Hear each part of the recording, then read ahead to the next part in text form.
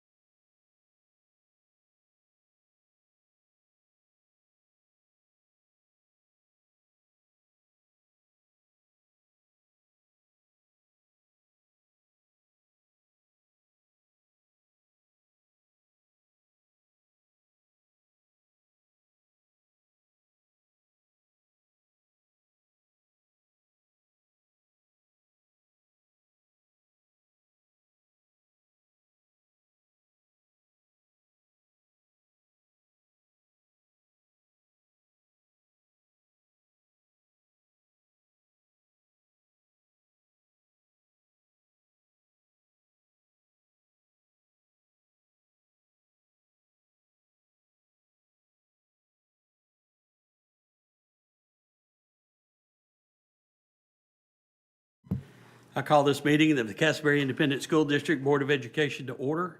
Let the record show that a quorum of board members is present, that this meeting has been duly called, and that notice of this meeting has been posted in accordance with Texas Open Meetings Act, Texas Government Code Chapter 551. Just a reminder, we are here for what is best to promote and encourage achievement for every student in our district. And now we will have our invocation by Ms. Mary Lou Martinez.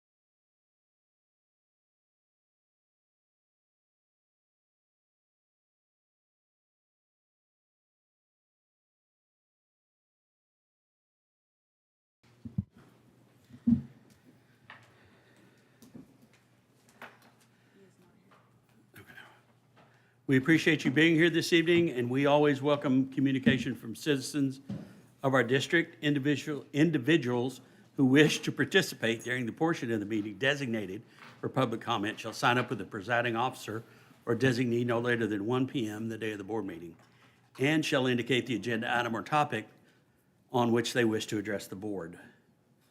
Ms. Branch, do we have anyone who's here to speak to the board? No, we do not. Thank you, ma'am.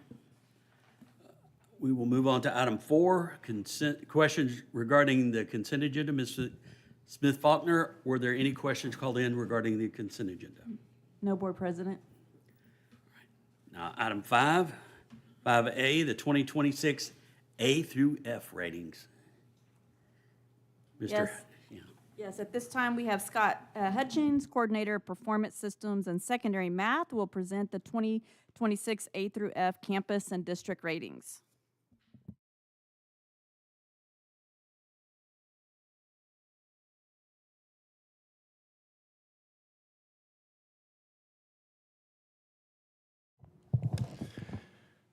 Good evening, Board President Tolliver, Superintendent Smith-Faulkner, board members. I'm absolutely elated to share the 2026 A through F ratings with y'all this evening. And so without further ado, we're going to jump into it.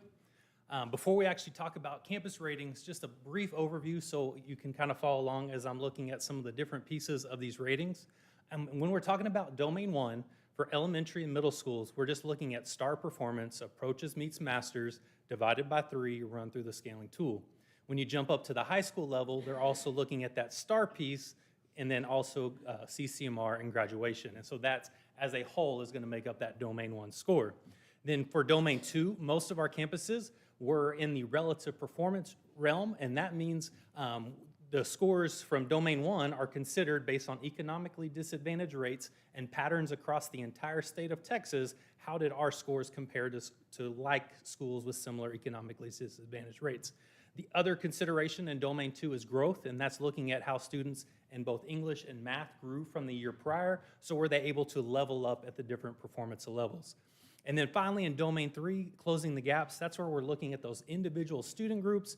How did they perform in meets in reading and math? What was their academic growth in reading and math? What was TELPAS proficiency? And then either CCMR, graduation, or component scores, depending on elementary or high school. And then finally, as we look at the next piece, distinctions. I'm going to share some information related to distinctions that did come out through accountability as well. Distinctions are a little different, and what happens with each of our campuses is they are grouped across the state with the 40 most similar campuses to our own Castleberry campuses across the board. They're looking at economically disadvantaged rates, they're looking at overall enrollment size, looking at emergent bilingual rates, and then special populations rates. And then depending on that comparison group, the campuses that score in the top 25% of that group are going to receive a designation. When I shared scores with y'all last year, we only received 2 designations across the entire district. CE had a designation in science, and the high school had a designation in post-secondary readiness, but no other campus received a distinction last year. So let's jump right into it and look at our campus scores. Starting off at Joy James Academy, when we're looking at Domain 1 with that approaches meets masters, they've been consistent at that 71 rate, and immediately that Domain 1 score is adjusted with relative performance, and so you see that consistency at a 79 as well. What's not shown here is Joy James Academy did have a lot of growth this year, and they were a 74 last year in growth in Domain 2. They increased to a 78, but it wasn't quite as high as that relative performance score, but there was a lot of growth happening. And that growth actually is the reason why their Domain 3 score bumped just slightly, but not quite enough to bump their overall score, which left them at a 78 overall, but still a great achievement with no Ds in any performance area, and so we're very pleased to see some of the success that they had. And so that's our first campus, Joy James.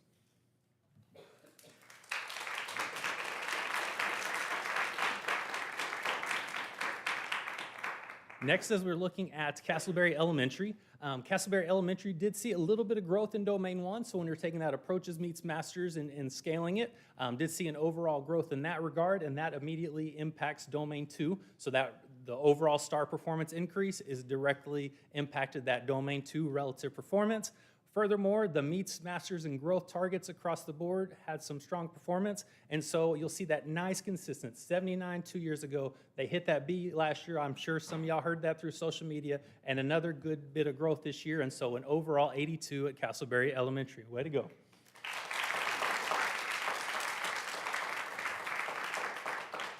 While they did have that one distinction last year, they actually upped it a little bit this year. They were in the top 25% for RLA achievement overall, and their growth compared to their comparison group was also in the top 25%. So 2 outstanding distinctions for Castleberry Elementary.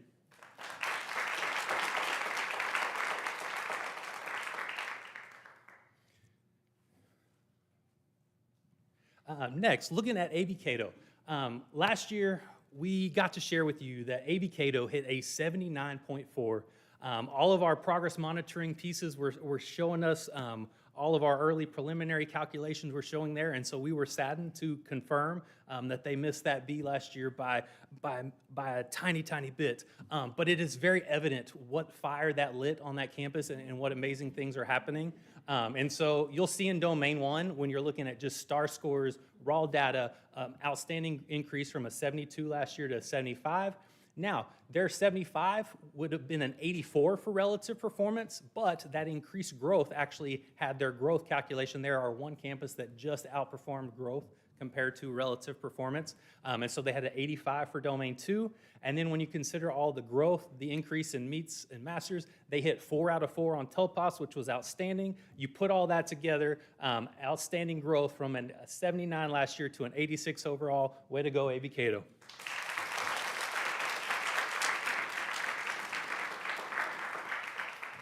And following no distinctions last year, they were able to lead the way in their comparison group with the top 25% in growth and top 25% in Domain 3, closing the gaps. So they received 2 campus distinctions.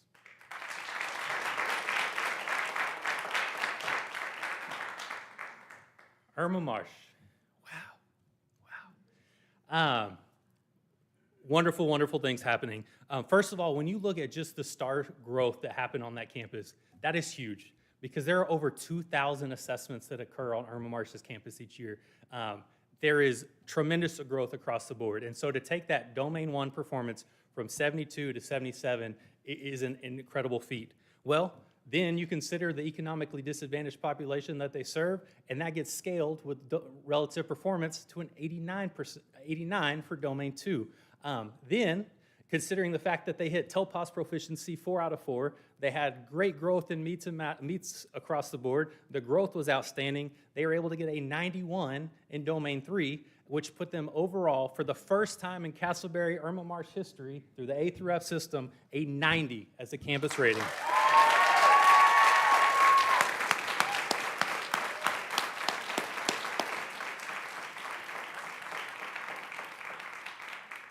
But wait, there's more. Not only did they have that outstanding performance, the distinctions were outstanding. Top 25% in RLA, top 25% in math, top 25% of their comparison group in growth, top 25% in post-secondary readiness, and top 25% in closing the gaps. Absolutely outstanding work.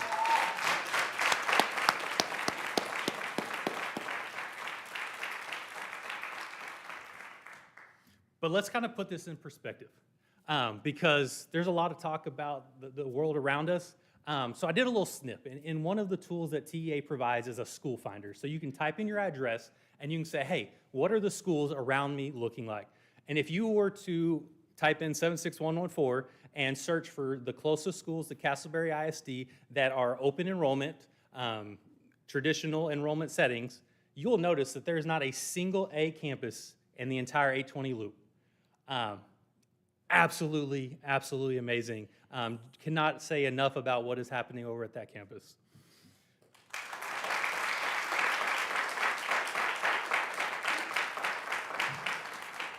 So like me, you may also wonder, so who else is in A? Is there another A? So you got to take a big step back. And so here's a map. When you say, I want to see an A-rated middle school, well, you have to go to Aledo ISD, you have to go to Keller ISD, Grapevine, Colleyville. We're doing things here in the Metroplex that nobody is doing. And it is truly remarkable. And I just think that map captures the amazing things happening at that middle school far and above. And so congratulations, March. That's just incredible across the board.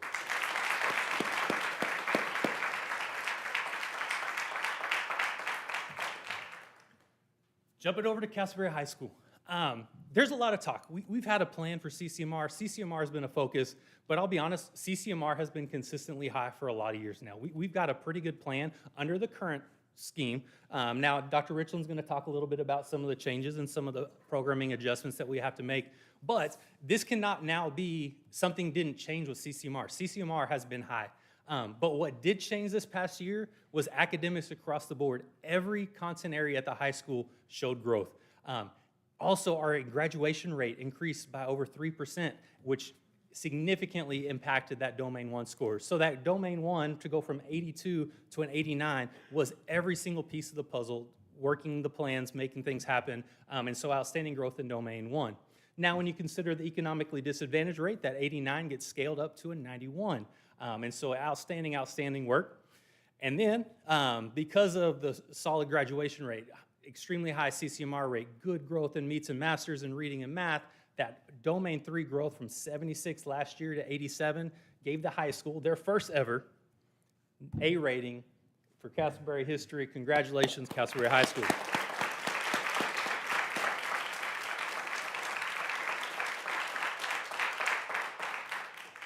And then with 99% of students meeting that CCMR, they were able to score in the top 25% of their comparison group, and so they did receive that distinction for post-secondary readiness.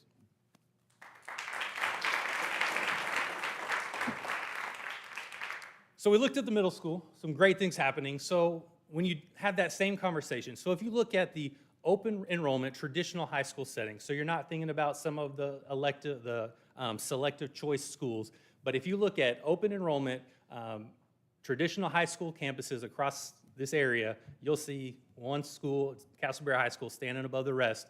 So once again, just highlighting amazing, amazing things going on here in the district. So congratulations.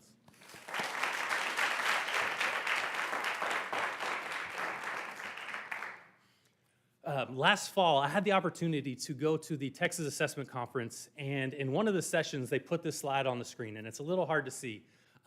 But the TEA was trying to acknowledge that their accountability system gives high scores, or has the ability for schools to earn high scores no matter where the students begin, and they're specifically looking at high poverty schools or schools that have an economically disadvantaged rate above 80%. And so across the entire state of Texas, there were 361 schools last year that had an A rating. But if you look at the very, very top row of that chart, the highest rated campus last year in the state of Texas that had an economically disadvantaged rate above 80% was Reach High School. Now,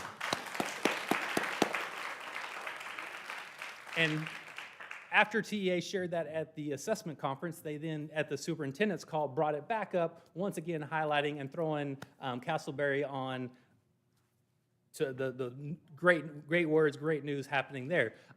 So you're saying 96. Where do you go from there? That's a tough feat to beat, but the Reach High School was able to once again maintain exceptional work for the third year in a row, 96 rating of an A, which is just absolutely outstanding, consistently leading the way in the state. Great things happening at Reach High School, so congratulations.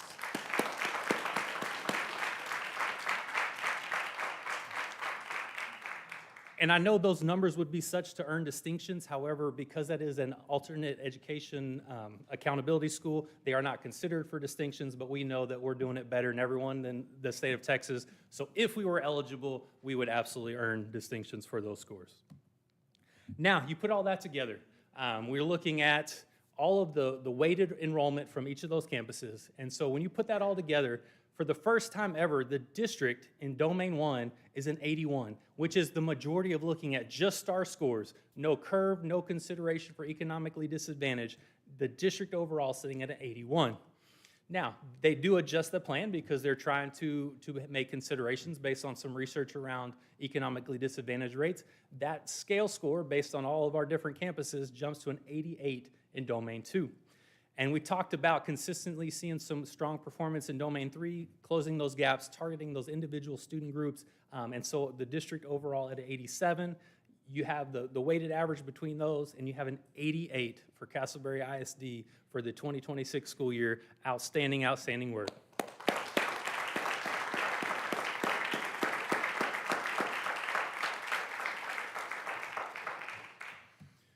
Now, I'd be amiss if I wouldn't try to put this really into perspective. We just had a meeting about out-of-district transfers, and we have roughly 629, a little over 600 out-of-district transfers. And the majority of those out-of-district transfers are coming from this list of schools here. What you'll notice for the third year in a row, Castleberry ISD has outperformed every one of those districts that are asking to attend our school.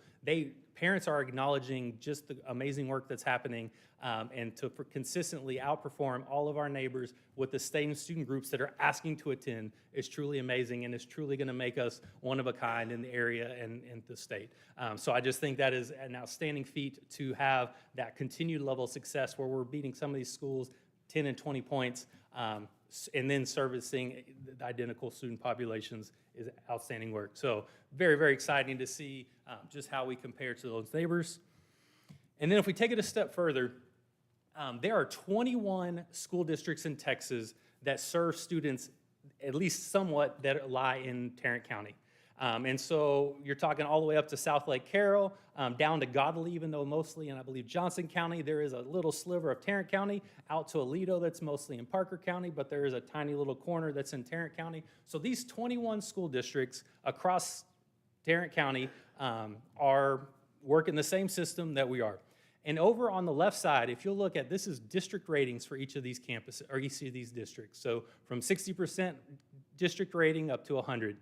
Then across the bottom, I graphed from 0% economically disadvantaged to 100% economically disadvantaged. We are currently serving the highest economically disadvantaged rate in all of Tarrant County. Our 90.3 is higher than any other school district in Tarrant County as far as the populations that we're working with.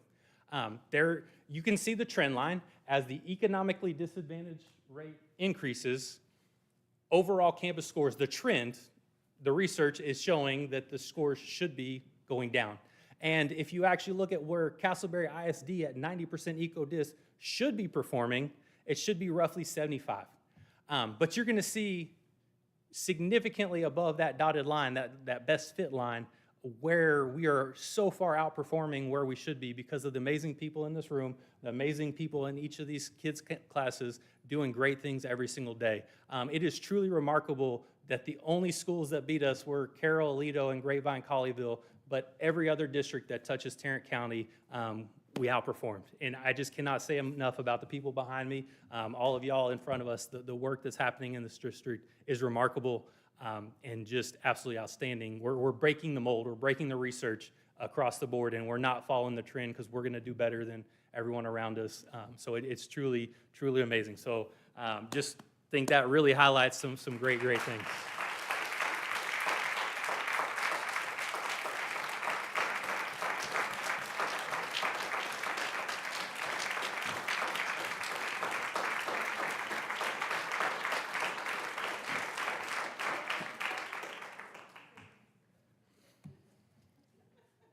Now, Because accountability did give us a little bit more formal data to wrap up here, we were able to kind of capture the final House Bill 3 information. We've had a lot of preliminary information that's showing that we're right on track, some great things happening. However, the final data that we got with these accountability information actually exceeded even what we were predicting in some spots. So if we're looking at third grade literacy, our initial goal was 43% meets or masters. Our preliminary data was showing 45%, but when we only looked at the snapshot students and we included the Star Alt 2 students, we actually ended up at 50%, which will be reflected on our taper report this fall. So outstanding work on literacy.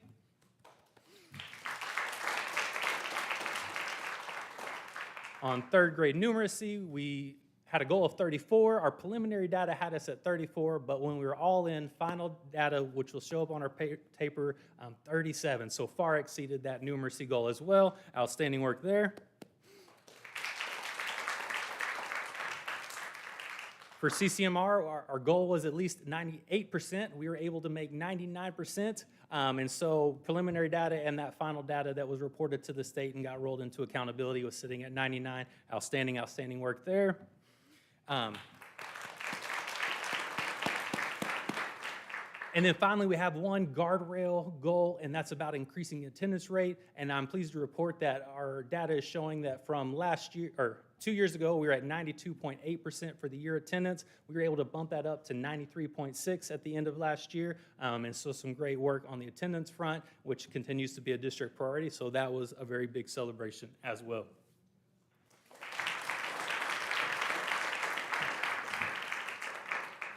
So the final note I'll leave you with this evening is, considering where we are in some of the proximity to some of our neighbors, there's always lots of talk about district takeovers and school takeovers, and what does that look like?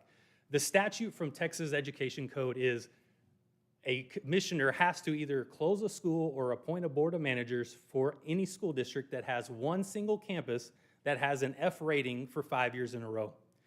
I think it's very, very clear that that's not even in the realm of a conversation that we're having today. Even if we were in the realm of that, the progress monitoring, the goal setting that we have, the tight alignment between y'all as a board and our superintendent, the vision between our superintendent, the campus leadership, and district leadership, then that message that the campuses are able to take in with those teachers, work the plans with those individual kids, that a tight alignment allows that not to be a conversation that's happening in Castleberry. So I thank y'all truly, because it starts with y'all and it ends in the day-to-day life with those kids, making those plans, supporting them for what they need. We're doing truly remarkable things, and that's not going to be a conversation we have to be having here in Castleberry because of the great things that are happening. So thank you for allowing me to share this. It sure is fun to report on some happy numbers, and I'll certainly answer any questions you may have.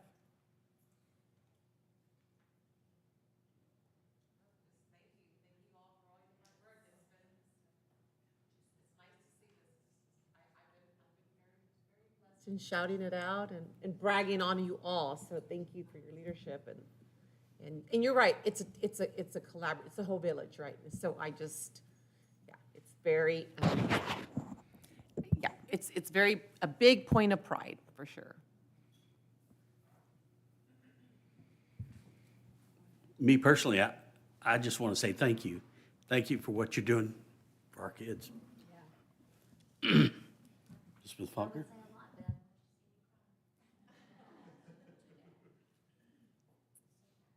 Our community is so proud. We're just so proud. Yeah. There really aren't enough words. But thank you to all the educators, everyone in the room that has to come together for that. And, you know, your teachers, yes, but everyone, the one-on-one support that might seem like the difficult days, is it really making the difference? And you see so much come together. Sure, this largely quantitative data, but I always talk about the experiences our students and our families are having. And you see it with more and more students coming out of district, and it makes me selfishly wish we could have all this in your presentation to parents and community well ahead of enrollment so that parents could make a very informed decision of where to send their children, because I do think people want the best for their children for the most part. And so it'd be nice to be able to share that and unpack it to this level for our community. Just as someone that has a student, or Marsha again, I can tell you that last year she did not meet on her STAR test, and this year to see her pride and to see all the hard work that every teacher put in and invested in her was well worth it. And it's awesome.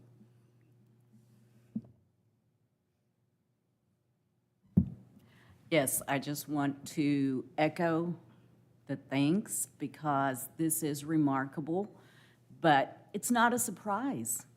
And I am so grateful that my grandchildren are here and they have the opportunity to have such great leadership, such great administrators. Thank you very much.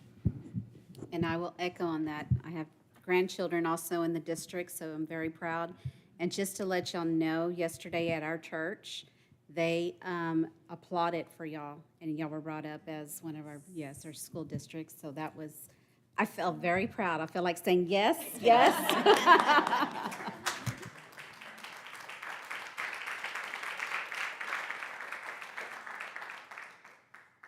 Yes, Mr. Board President, I just wanted to let the school board members know you have a packet, and on the packet, it has all of your adopted school board goals and how we performed on your goals, and also the 5-year milestones are on there, because we're getting, Dr. Richland's about to talk about, we celebrated, and guess what? We're about to talk about what we're going to do this year. We're already started on those numbers. Also, you'll notice I have your House Bill 3 early literacy broken down by progress measures, because like I think Mary Lou said something that is worth mentioning is we progress monitor throughout the year and we make adjustments, and we look and see what was predictable, what was not, and we relook at the assessments and the progress measures that we take along the way.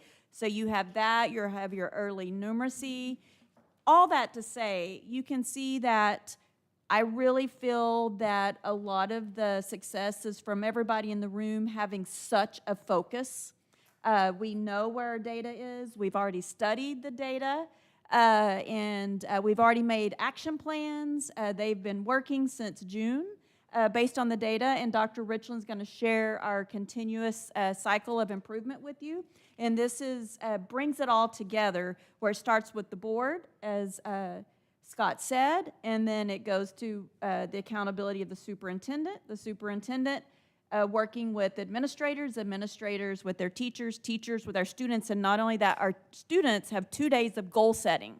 Don't forget that we bring the parents in, and we have 2 more. Y'all have adopted 2 days in our calendars, and so it goes all the way to the goal setting and the programming that we provide for our kids. So it truly, truly, truly takes everybody at their level being focused and successful to make these outcomes happen. So I want to truly commend every person, because when one part of that breaks down, then you have to go back and figure out how to repair that so that we can get to the outcomes that we're seeing tonight. So again, give yourself another round of applause for ensuring all those things are in place.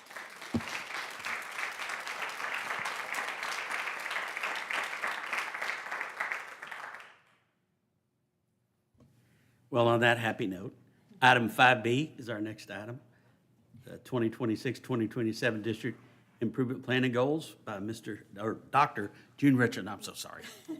Yes, and at this point in what I was saying is the data that the process, June, I asked her to share the continuous improvement process, because I think it's so important to where we already are on looking at the data and why the goals have certain timelines because of when we're getting the data. And so you're going to see the new objectives, and they're always a work in progress. And so we look at the performance objectives. We're always making adjustments based on the data that we collect at each progress monitoring time. So Dr. Richland, I know that you're going to talk about our continuous cycle of improvement first. So great. Yes, ma'am.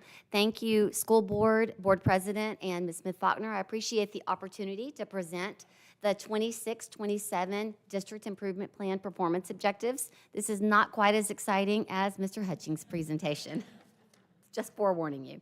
So let's get started with a quick overview of the continuous cycle of improvement that we follow here in Castleberry ISD.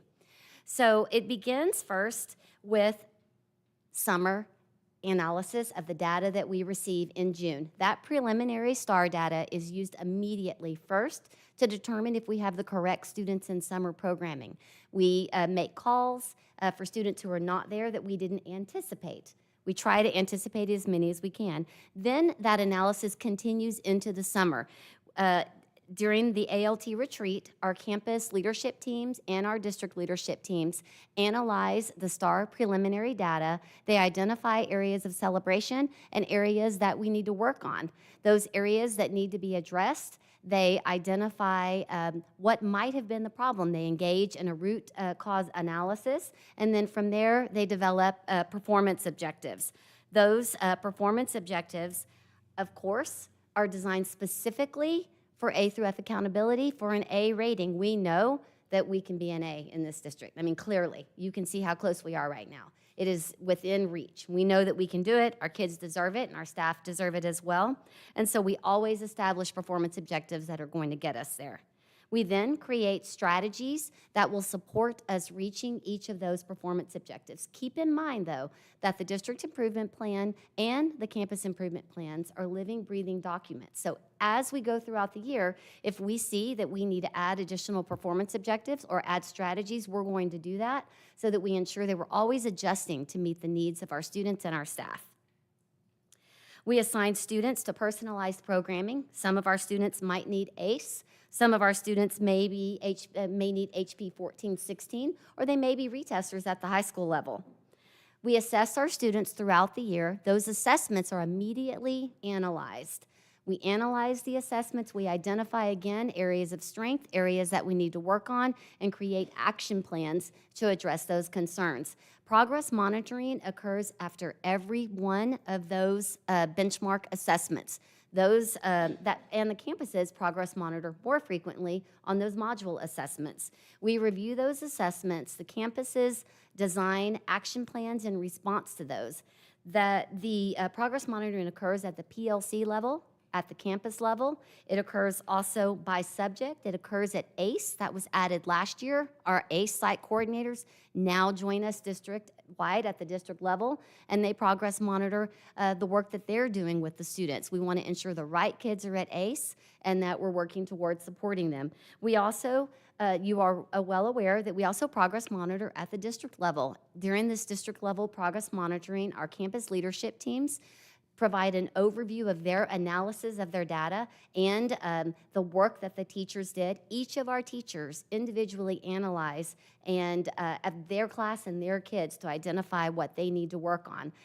Our campus leadership teams review that with us, and then they review the action plans moving forward. We then provide our school board with a brief overview at an upcoming school board meeting each time we progress monitor. Following that, our action plans, of course, are implemented. We monitor the implementation of those action plans, and then at the next assessment, we follow the same process. Again, we analyze that data, we identify what we need to work on, adjust our action plans, and implement. Then at benchmark 3, that is our last benchmark, that data is used to assist us with predicting which students might need to attend summer programming. We notify those students at that point so that they are aware and are able to begin registering for summer programming, and the cycle starts all over again. So it is a continuous cycle that we know is making a big difference in the work that we're doing in Castleberry. So now let's shift gears and have a look at our district priorities. So again, we identified these priorities using the data that we began analyzing way back in June. These principals and our leadership teams and our TLI, we can't wait until that data comes in, and we are analyzing it right away, and we are beginning our planning immediately. There are 2 priorities that I want to point out that are new. Notice number 7, we will have a focus on enrollment and average daily attendance. You see, Mr. Hutchings spoke about our transfers. We know that we must continue to enroll so that we are able to continue to move forward in our district. We've seen districts all around us that are losing enrollment, and we don't want that for Castleberry. Also, number 8, professional growth. We will be focused heavily on PLC and coaching plans this year, as well as leveraging AI. We know that AI can be leveraged to help support every one of those priorities that you see listed there. And then on the next slide, Here are 3 areas which we progressed a great deal this last year, but we will continue to focus on these priorities and monitor them throughout the year. So let's move on now to Goal 1. So keep in mind that, oh, back one more, Angela, just for a second, and then I'll let you go to that. So Goal 1, remember, is focused on A through F accountability. Here's where all of the performance objectives live that impact student achievement, school progress, and closing the gaps. So now we can go on, Ms. Branch. So let's dig into some of these performance objectives. Ms. Branch, if you'll open that presentation, that link. On the right-hand side, you will see that's a little better. It's a little bigger when she opens that up. On the right-hand side, you'll see the performance. Can you scroll over just a little bit, Ms. Branch? There you go. On the right-hand side, you'll see the performance objectives for each grade level and each content area. I want to point out that this was a shift for us last year. Do you remember last year me explaining that we shifted from broad reading, math, science, social studies goals to very targeted grade level content area goals? We did that because that gives teachers a very clear goal to work on throughout the year. And it ensures that they know exactly where the target is and what they need to work on. So we continued that this school year. On the left-hand side, you'll see the 5-year milestone goals for each of the performance objectives. If you look under 2026, and Ms. Branch, if you'll scroll down so that they can see, you'll see that every performance objective that we met is highlighted in green. We do have just a couple of areas that we did not meet and we know that we need to work on. I do want to point out that science, remember that 5th and 8th grade science had a brand new test. So we didn't have a whole lot to go off of in preparing. This year, we will have, of course, we will have some release items that's going to assist us with what that science assessment might look like. I also want to point out, if you'll scroll down, Ms. Branch, to algebra, middle school algebra, where that baseline is, you'll see where baseline is written just a little further. There you go. So let's take a moment to talk about this. Remember last year that all of our 7th grade students took 8th grade math. So that means all of those students are now in 8th grade this year, and they will be taking Algebra 1. So this is a baseline for us because we have never had all of our students in 8th grade taking algebra. We've only had students that have been on the accelerated pathway taking algebra at the middle school level. So we're excited about this opportunity, but again, it's a baseline year. It's a little unknown for us. So let's move on, Ms. Branch, to back to the presentation. So I'm going to touch on a couple of other Goal 1 performance objectives. Can you go on, Ms. Branch, back to there you go. Perfect. So we will continue to focus on reducing the number of zeros on extended constructive responses. We certainly saw the difference that made this year, so that will continue to be a priority for us. We will continue to reduce the number of retesters by 25% after each retesting opportunity. That includes fall, spring, and summer. Again, we definitely saw the benefits of reducing retesters this year.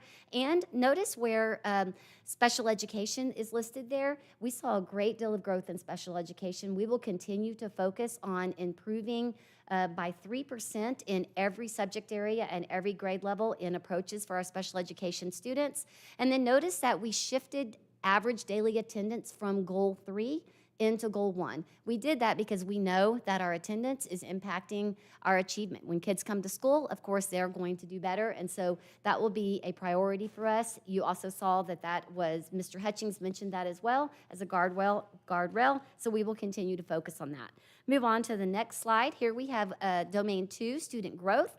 This will continue to be a focus. Our goal is to progress from 73 to 75% growth in Domain 2, and in closing the gaps, the 2 lowest performing student groups will earn a score of 3 or 4 points or increase by at least 1 point in academic achievement status.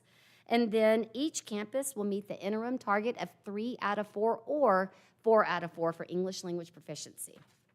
So now let's shift to Goal 2. So now Goal 2 are your HV3 school board goals. So if you'll go ahead and go on to the next slide, you don't have to open this one, Ms. Branch, because they can see everything there.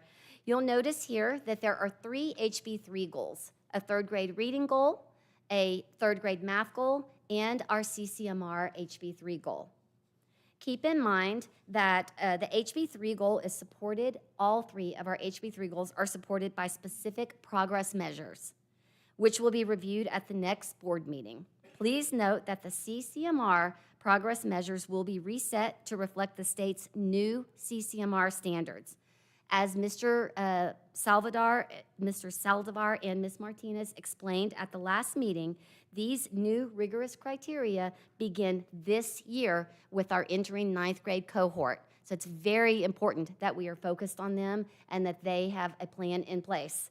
In alignment with our academic planning guide, every single student must have both a CCMR plan and a CTE pathway of study. It is imperative that students who are not on a college track complete a career-based pathway, which requires completion of a coherent sequence of courses and an earned industry-based certification. It's very important that we are on top of that to maintain the high performance that we've seen in CCMR.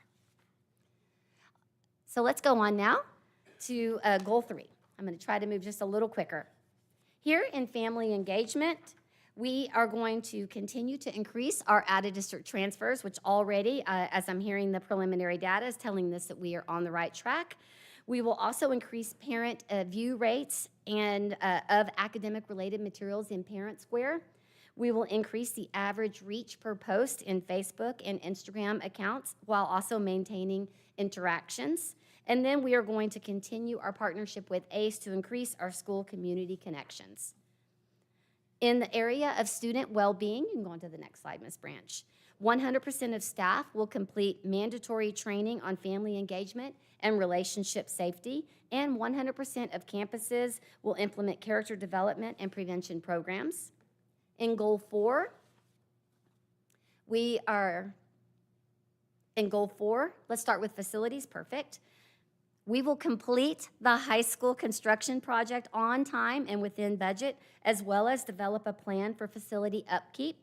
At a future board meeting, you will see a proposed plan for maintenance software to help improve facility upkeep. In the area of finance, we are going to maintain a balanced budget while increasing fund balance, and we will maintain a school first rating of A. In the area of, can you go on to the safety slide for me, Ms. Branch? There we go. In the area of safety, CISD will foster safe and supportive learning environments with 100% compliance with safety and mental health training, maintaining threat assessments in Sentinel, and implementing discipline support plans through quarterly MTSS meetings for high-need students.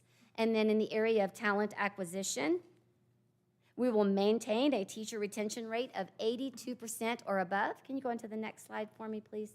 One more slide, Ms. Branch. In the area of technology, AI-enabled tools will be implemented to improve cybersecurity, and analytic platforms will be improved to support progress monitoring and enhance student learning. Okay, so next steps. Next month, we will be presenting strategies for all of these performance objectives for goals 1, 3, and 4. And then for goal 2, your HB3 goals, we will be presenting progress measures. Thank you for this opportunity. Any questions?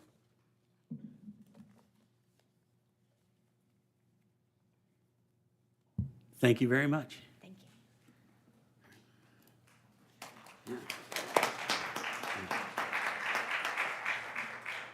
We will now move on to item 5C, 2024 Castleberry High School Bond Program Construction and District Energy Savings Performance Update. Mr. Holloman.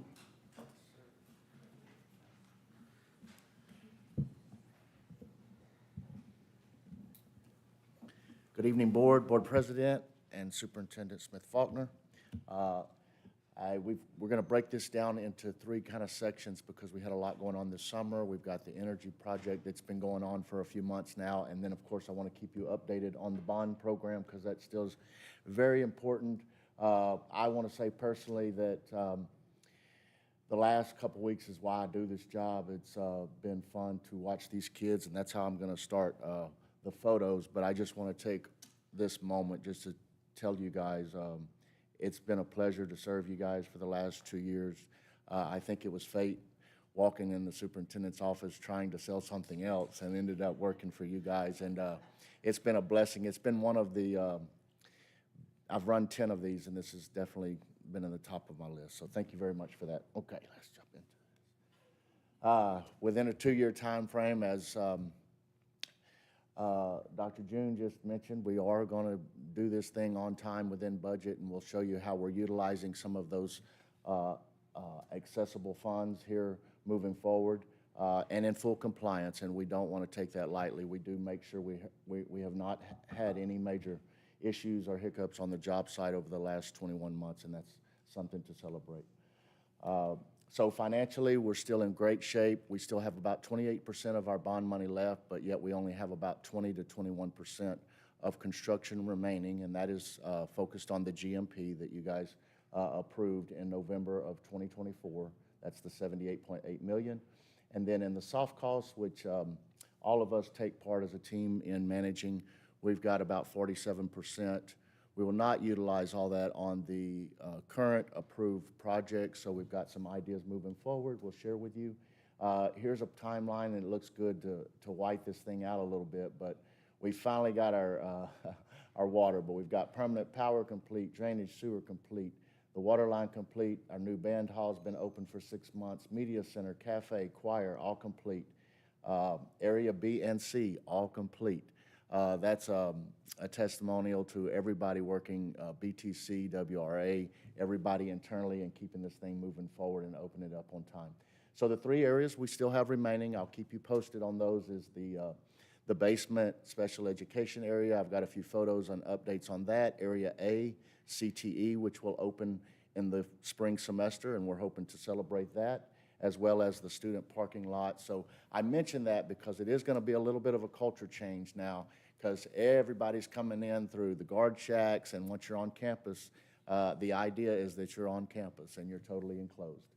So that was all planned out. Here to what I mentioned to start the show is that I just wanted to say that that was a good 2 weeks between convocation and this. It's been a blessing to be a part of all that, but this is the students being able to enjoy, I think it's been 26 years since they moved into a new facility, and I've heard that these were the students that graduated last year were the same ones that left IMMS the year that it opened, so that poor group missed it by 1 year both times, but anyway, this is, it was a joy. So, and here's the staff when we got to find out that we were going to get an A secretly, so that was a meaningful little photo for me.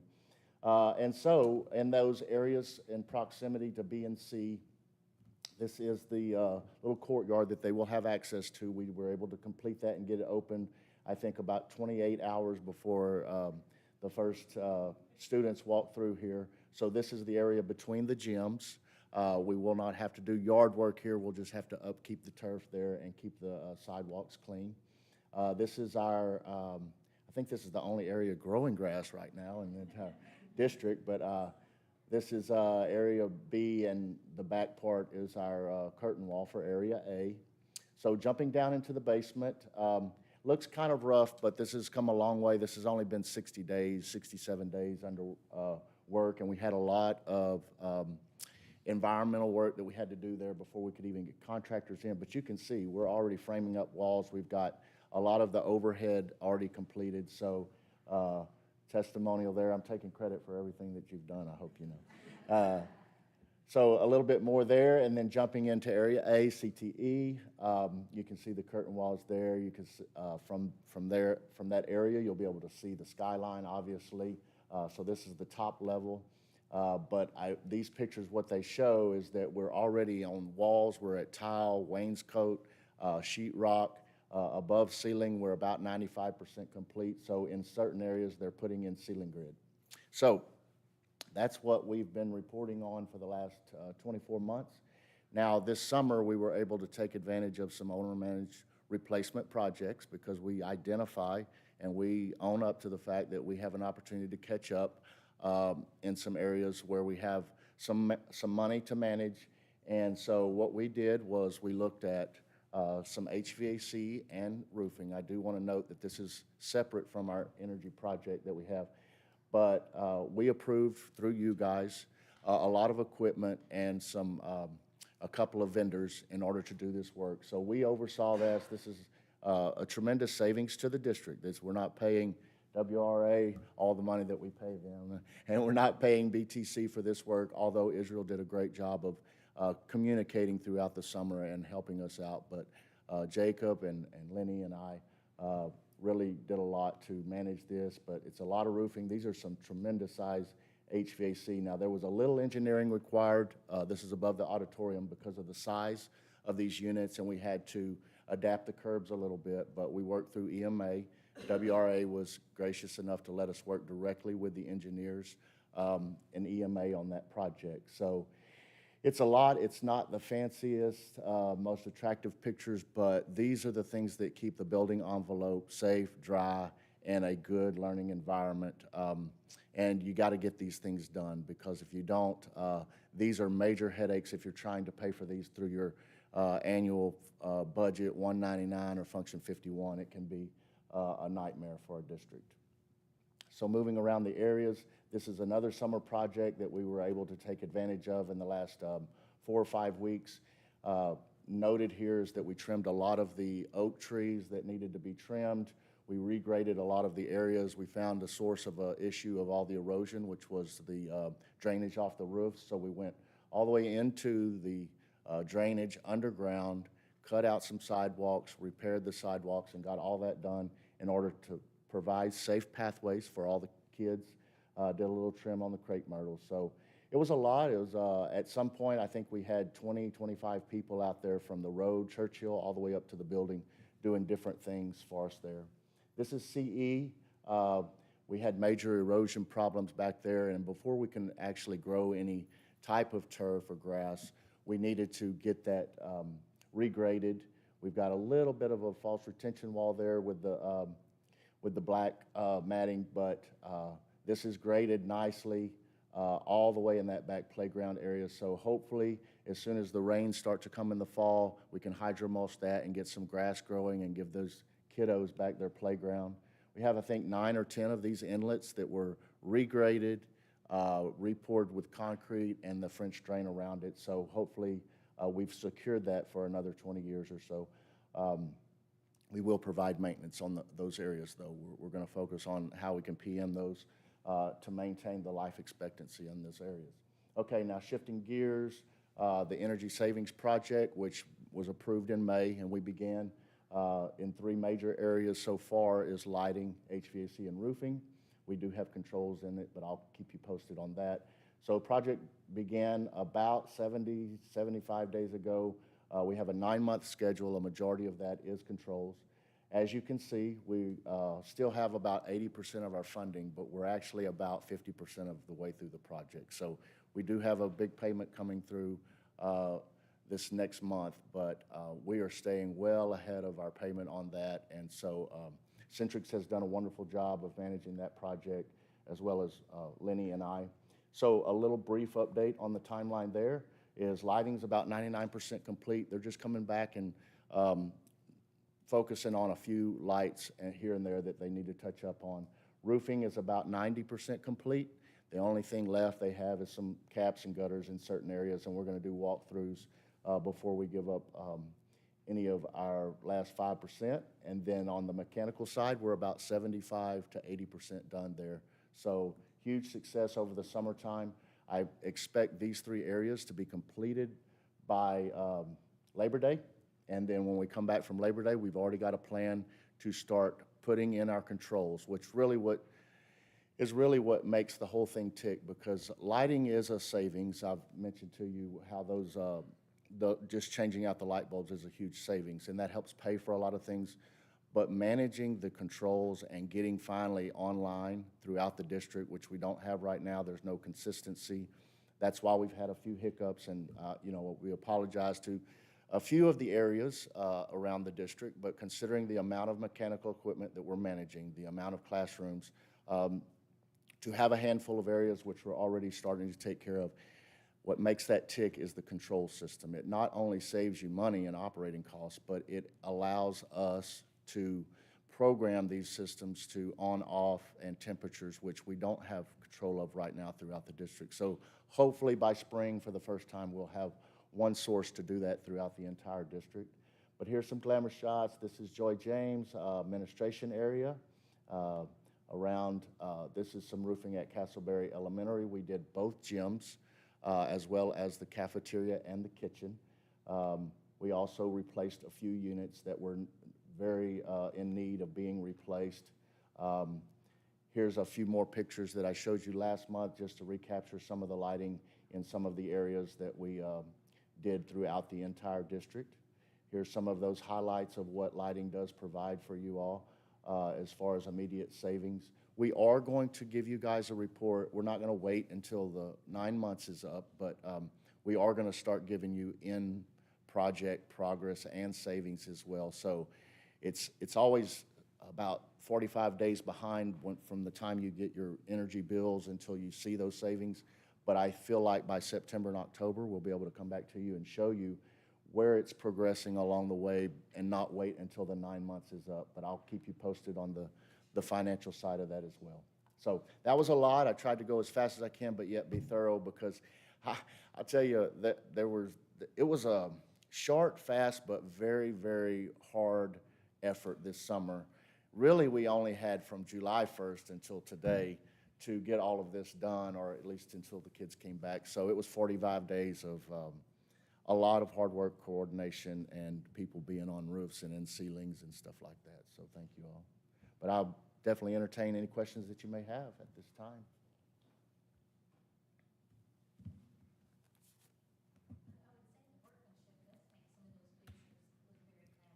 Okay.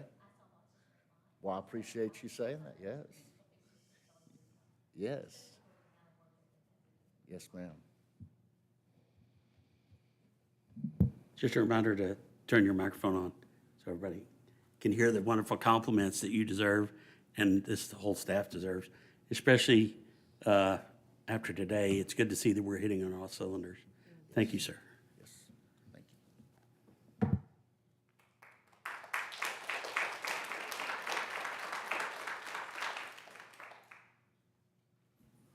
Now we'll move on to item 6A, the proposed tax rate proposal. Sorry. Mr. Wooten. Thanks.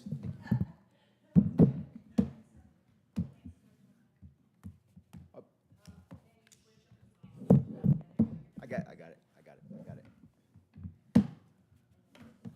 All right. Oh, Lord. I'll fix it.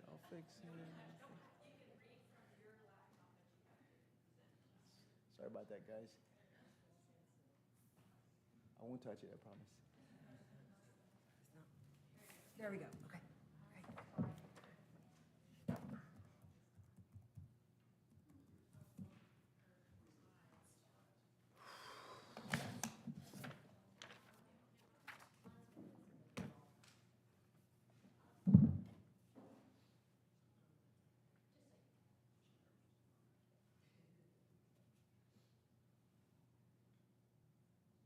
That's right, sir. All right, good evening, Mr. President, Board of Education, and Superintendent. On June 15th, the board adopted the 26-27 budget. Now, state law, it's a legal requirement tonight. State law also requires a public discussion on the tax rate to fund the existing 26-27 budget. Tonight, we'll discuss the proposed 26-27 tax rate. We'll also talk about the average impact to homeowners, and then the board decision process as it plays out. So the first topic is the proposed 26-27 budget. The key point, next slide, please. The key point is that the proposed tax rate is unchanged from last year. As you can see, next slide, the proposed tax rate is $1.2469 with no change from the prior year's adopted rate. Now, the proposed tax rate consists of two parts. The M&O rate, which pays for the daily operations, and the INS rate, which pays for the voter-approved debt. So together, they produce the total rate of $1.2469. Now, board, to put this in context, let's compare the proposed rate to the rates adopted in the prior 2 years. I give you time to look at that one. So this slide compares the proposed tax rate with the prior 2 years. As shown, the M&O and INS tax rate has remained unchanged at $1.24 over the last prior 2 years. And so we're proposing the same tax rate this year. The M&O rate remains at 0.74 year over year. The Tier 1 is the maximum compressed tax rate. That's the 0.6169. That is determined by the state to fund our Tier 1 basic education allotment. And then the Tier 2, which is the 13 pennies, those are our golden pennies and our copper pennies. And those are what I call the super pennies. Board, the main point here is that, that the district is maintaining stability. The proposed rate supports the 26-27 adopted budget priorities without increasing the total tax rate. Now, I would say this. An unchanged rate does not guarantee that every individual bill is unchanged because you have to take into consideration taxable values, exemptions matters, and then the tax ceiling still plays into effect. So with the rate unchanged, the next question is what this means for the average homeowner. Okay. Basically, the key point here is this year's average homeowner sees no increase to their tax bill. With flat taxable values, with the flat tax rate, the assumption would be the average bill stays the same. So take a look at this slide. This slide shows while the tax rate remains unchanged, the average homeowner's school tax bill is estimated to decrease by $31 compared to last year. Board, and this is because the average taxable values have decreased. So this has nothing to do with market values. The market values are about $250,000 plus, but this is just taxable values. Next slide. Now we've reviewed the proposed, my apologies. Okay, so average impact to homeowners, the property tax rate for citizens 65 years and older is not affected over the frozen amount. So if you're 65 years and older, your tax ceiling is your tax ceiling. They're not going to increase your tax rate. If the appropriate homestead exemptions are filed and approved with the Tarrant County Appraisal District, then the tax liability per year has no impact on the citizens 65 years or older. And this is because the legislature passed the Senate Bill 4 and Senate Bill 23 authorizes all homeowners to receive the $140K and an additional 60 homestead exemptions for citizens 65 years and older. Subsequently, lowering taxable values and annual bills significantly. So, next, let's talk about the board process. We've reviewed the proposed total tax rate. We've also talked about the average tax impact to homeowners. Board, now will walk you through the board decision process that will follow later in the meeting. So before we review the required language, here's a quick overview how school funding and tax rate fit together. So there's a couple, this is the terminology. It's called the NNR, which is the effective tax rate. Basically, it produces the same amount of taxes for the same properties taxed in both years. The NNR is a multitude of calculations that's produced by the comptrollers, right? And so this is only used for comparison. This is not used to, this is not the district's proposed tax rate. So there's two different things. So this is a benchmark for the comptrollers to see exactly if we had 10 properties last year, we're going to compare those same 10 properties. It has nothing to do with new construction and commercial properties.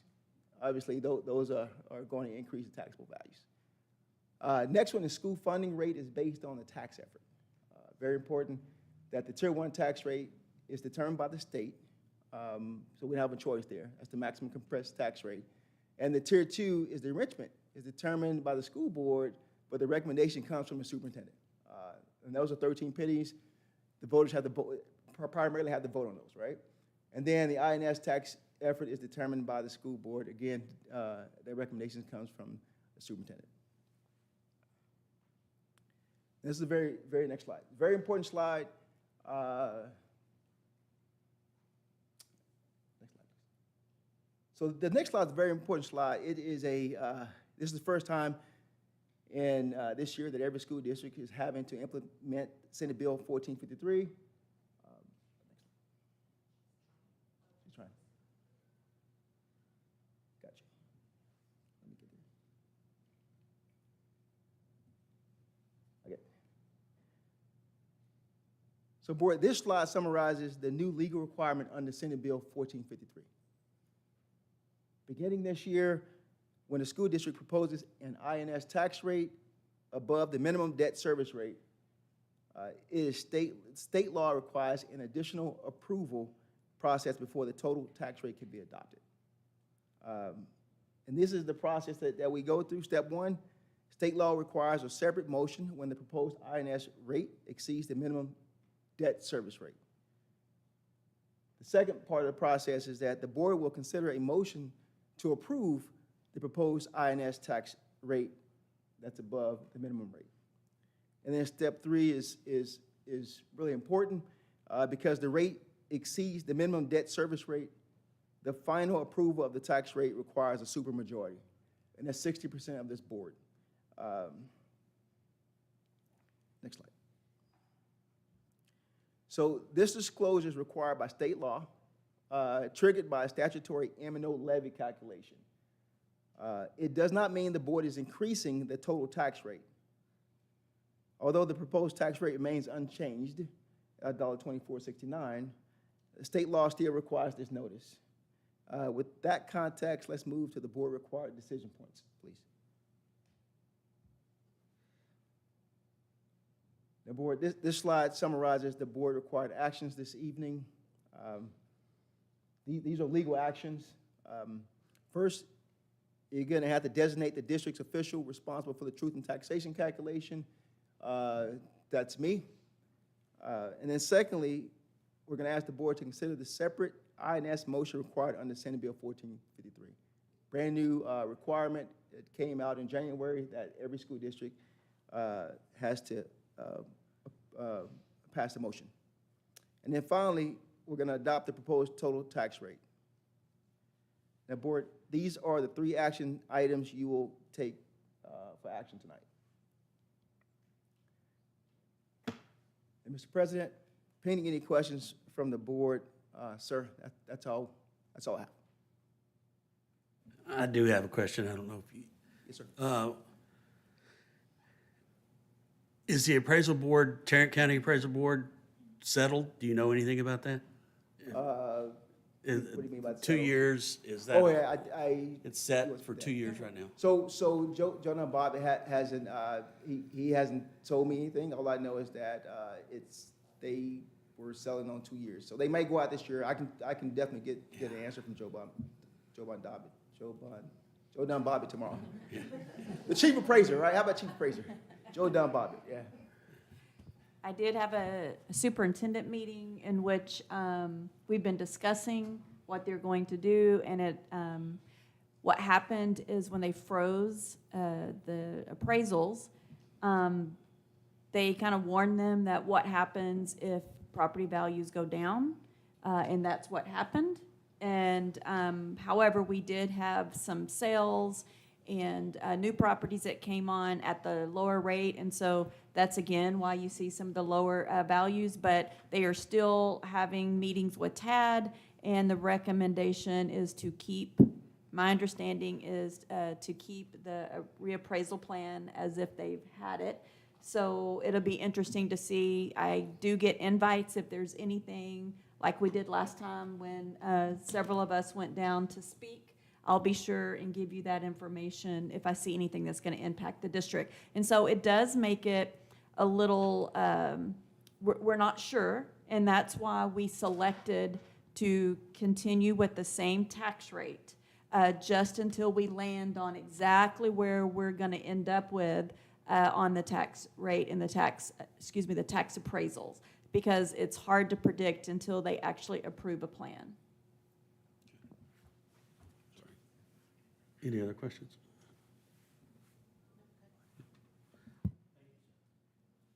Board, thank you.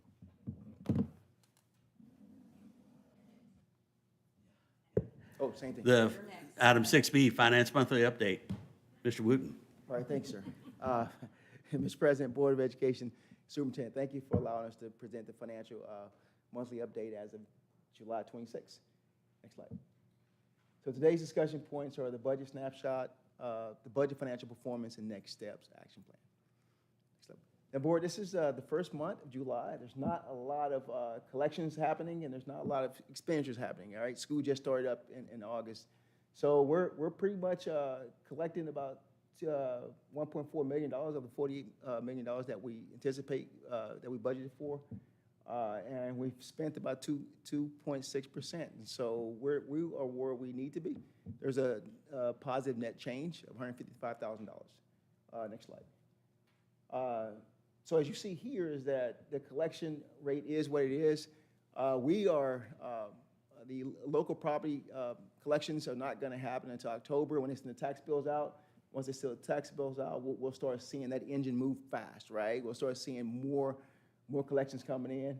As it relates to state payments, we're a payment class 1, so we don't necessarily receive our first true payment until September, and that's when we get settled up and we get our first state payment from the state.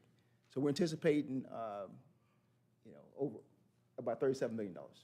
And then as it relates to federal funds, we just don't, we just don't know how much we're going to collect. We budgeted $300,000, but I think we'll be pretty close there. So, next slide.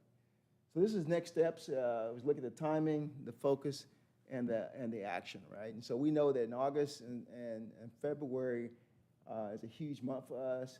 This month we paid about $3 million of the $7.2 million in scheduled debt service payments. We also know that right now we're seeking financial advisor services to advise the school board on current short-term debt liabilities and potential bond refunding opportunities, which is going to save us money. And then we're going to engage a financial advisor due to the unavailability of the existing advisory services.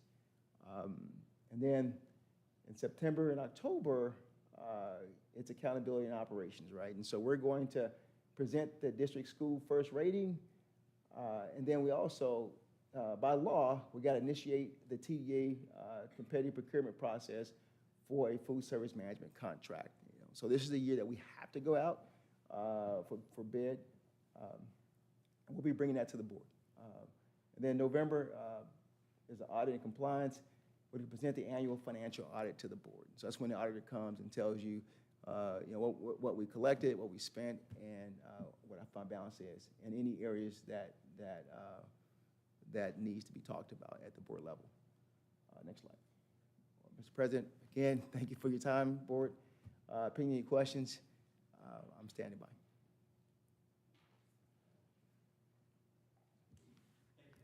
Yes, sir. Thank you. Thank you. On to item number 7. At this time, the board will retire to closed session under Texas Government Code Sections 551.071 through 551.076 and 551.08 through 551.083 to discuss the items listed on the agenda. The time is 7:24 p.m.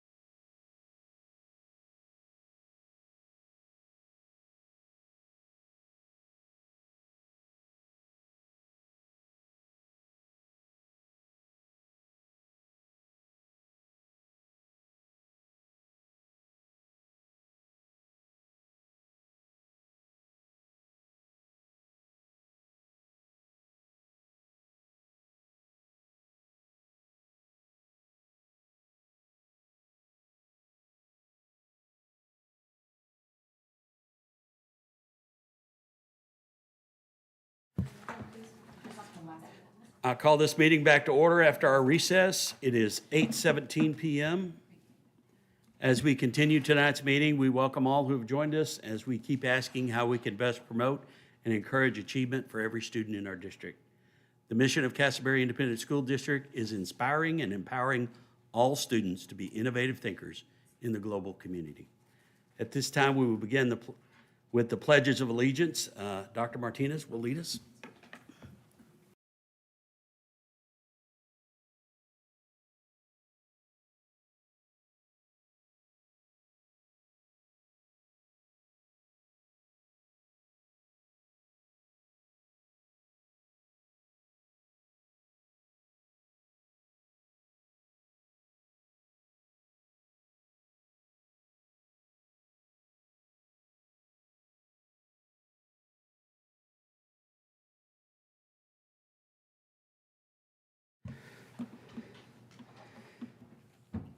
We will move on to item 9 now, the consent agenda. At this time, we will consider the consent agenda as presented.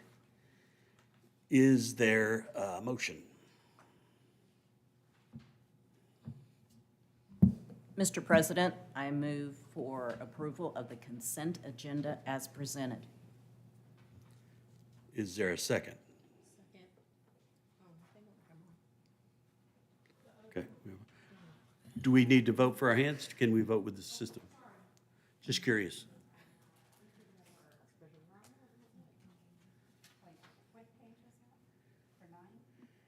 Yeah. Non-A, B, and C.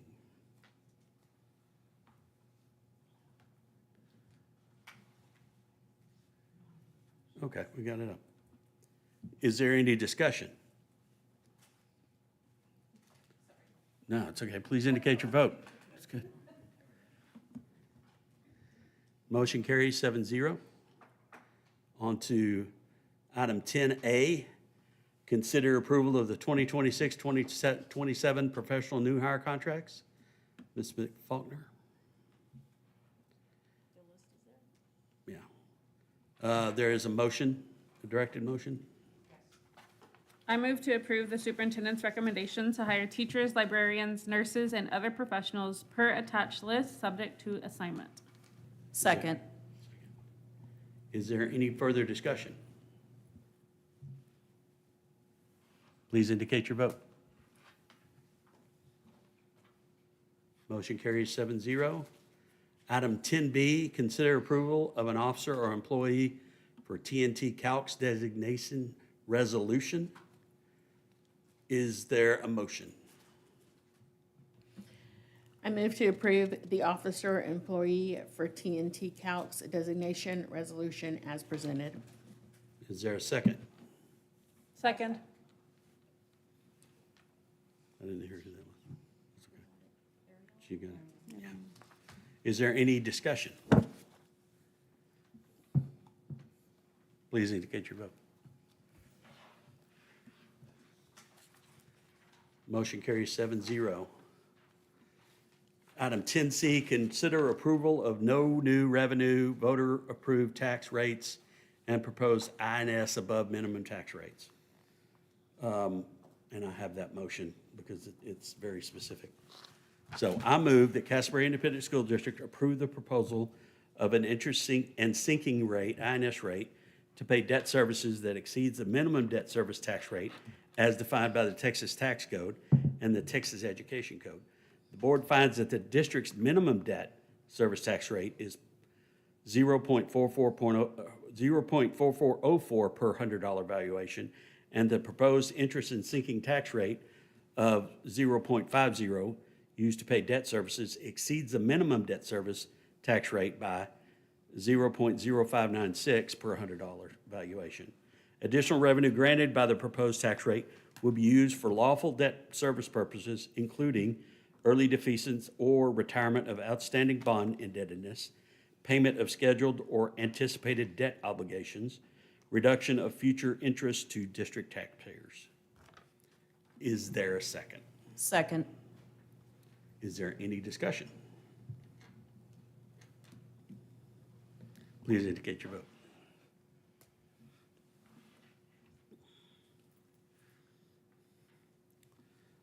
Motion carries 7-0. Item 10D, consider approval to adopt the 2026 tax rate resolution. Is there a motion? I move to adopt the 2026 tax rate resolution as presented. Is there a second? I second.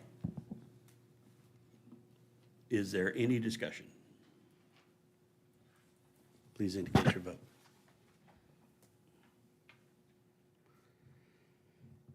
Item 10E, consider approval WRA Architect's proposal for bond planning, which includes a schematic design development, construction documents, bidding and negotiation, and construction and administration for Castleberry High School construction project. Is there a motion? And there's a specific motion in there. Mr. President, I move to approve WRA Architect's proposal for bond planning, which includes the schematic, design, development, construction documents, bidding, negotiation, and construction administration for Castleberry High School construction project as presented. Is there a second? Second. Is there any discussion? Yes, I have some discussion, please. Sure. I had sent in several. Thank you. Several questions about this, and I think it's very innovative and it's very visionary, and there are a lot of you answered all of the questions, but not all of them to my satisfaction.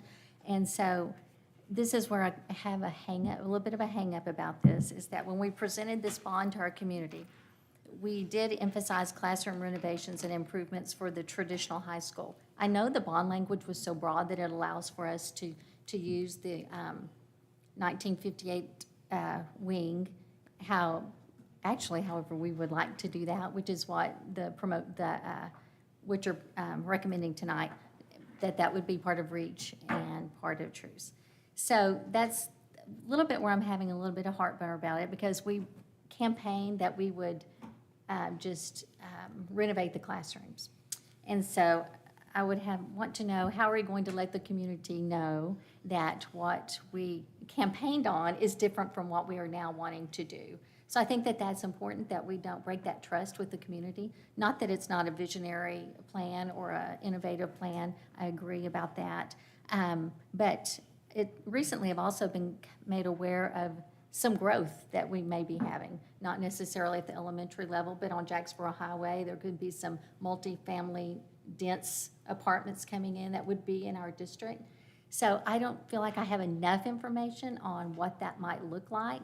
I know that the city of River Oaks has not had anything official, but with people coming in and asking to build apartments, but there are some developers very interested on the Meandering Road part, where we may be having some apartments put in there. And I know, and I can't speak for the city of River Oaks, so I will not do that. So those are some of the things that giving me just a little bit of consternation about approving this, and I was just wondering if maybe we could postpone this to even next month until we get some data on those items and exactly the money. Where is this money coming from? And I know you told us a little bit about that, but maybe more officially where that money's coming from. I know it's from contingency from the bond, and the money that we saved was $7 million. And so, but what's not included in that is, now how much is it going to cost for the demolition of the ALC building? You know, what are the plans for that? So I just don't feel like I have enough information to make, not necessarily an informed, but a responsible fiduciary vote on this. So I welcome any. I understand, and I think I can go to a little more depth. First, one of the things that I spoke with many community people where they did not, in the original plan that WRA presented to us, the front of the office high school was to be demoed, and that's where a lot of our community members were hung up, because it was their high school. That's where they have all their memories. And if you go back and look at the first part of the high school, it ended, right there where the auditorium is. And so it kind of stopped there. And so many of the people that have been in the community for a long time said, I can support this, but please do not tear down the traditional part of the building. If you do anything, remodeling it and upgrading it, because we know that that part of the building, when you look at it, you can tell that it greatly needs remodeling.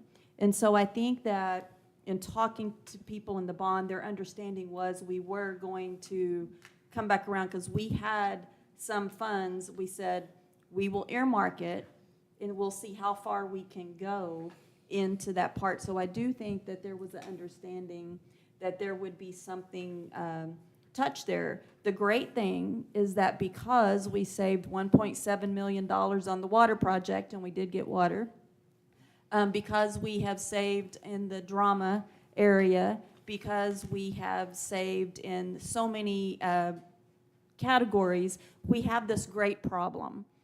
I'm going at it a very conservative $7 million, but we actually will end up having more money. $7 million left over from soft cost, which is nearly $4 million that BTC is saving out of that.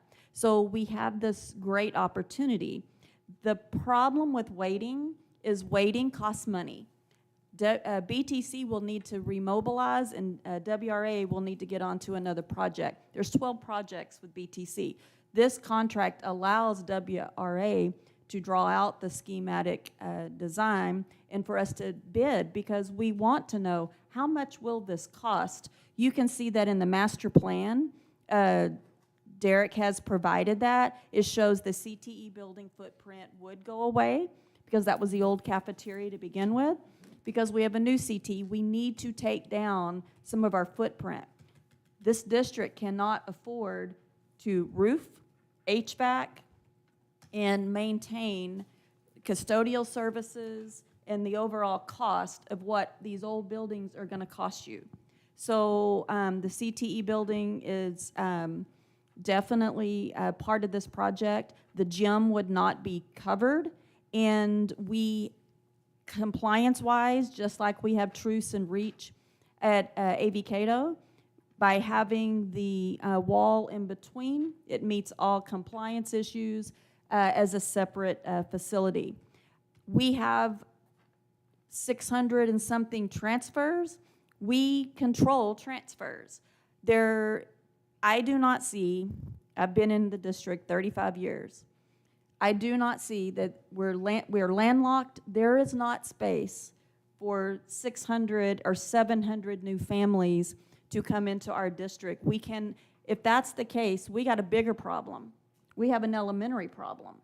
Where would you put that? We're at max in Castleberry Elementary, AV Cato, just about. Enjoy James maybe has a couple of classrooms. We want to fill those classrooms with transfers because that allows us to generate funding for band, for athletics, for all of these extracurricular activities that we're doing. We control that enrollment. And so even if there was some growth, we're landlocked. We're basically less than 6 square miles in area. We're not seeing growth from apartments. We're seeing very few students come from apartments. Who's in the apartments? Single family, not single family, single people who are, they're 1-bedroom apartments. Maybe 2, but families cannot afford always a 2-bedroom apartment. And so when we look at the demographic information and speaking, that's not necessarily what's moving into the apartments over in the River District.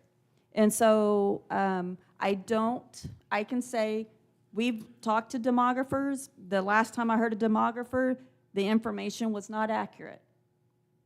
The trend that they gave us, we did not grow. And so just based on the fact for 25 years I've worked with PEEMS, I can usually predict how many teachers we need. This year we're spot on, but we needed 1 because of the trends that we see in the population, and we drive it all the time, and we can map out exactly where kids live. I don't foresee, if we can't put them in elementary, we will not be putting them in high school. So I think that was also another question. we have enough space to place the students into the new high school and accept growth. The bond funds were set aside for such areas, and I do think that if our community knew what new opportunities our students were going to get, they would jump on the bandwagon and buy this. Why? You heard CCMR. Mr. Lemus cannot provide CCMR services for CTE with the new accountability. We don't, I'm telling you how we can do this by allowing us to provide these facilities now. Currently, how are we going to afford to change and add these CTE pathways with the coherent sequence, and now they need an industry-based certification? You know that Ms. Fluellen came over for one student. That is not sustainable. Where's the hospital bed? Where's the mannequin? Like, we can't afford these things, and I think that by placing these 25 students we have today, we have 25 students. If we can't provide those services, we're not going to be able to take more kids into REACH because they won't meet their graduation plan. Our academic planning guide says every child needs to either be college or CTE. So what I would have to say is we don't have the services at REACH and cannot provide that with the new guidelines. So how do we provide those services is by putting our kids on the campus, keeping them belonging, individualized learning, and allowing them the opportunity to go to this beautiful building and seek their CTE industry-based certifications. So I think that to overcome this, we're now saying we've saved money and we're giving kids an opportunity to get the CTE, because many students that go to REACH, their pathway would probably benefit in career if we could give them a industry-based certification. And so I think that how can I overcome that for you, Ms. Gallman, would be getting the word out of what new affordances our students would have from being able to do this. And I know that there's concerns about we don't want to lose what REACH has. I don't want to lose what REACH has. We still need that personalized touch. So if we are able to put them in a new facility with the cafeteria, they eat, where they eat is in the elementary. They would have their own grab-and-go college feel, and maybe we could get more kids in the virtual learning and to accelerate. And I just think we are limited. REACH building has been wonderful. We've seen they started in a portable, right? We've seen the second portables. They were behind Irma Marsh. They were right over there by the tech center.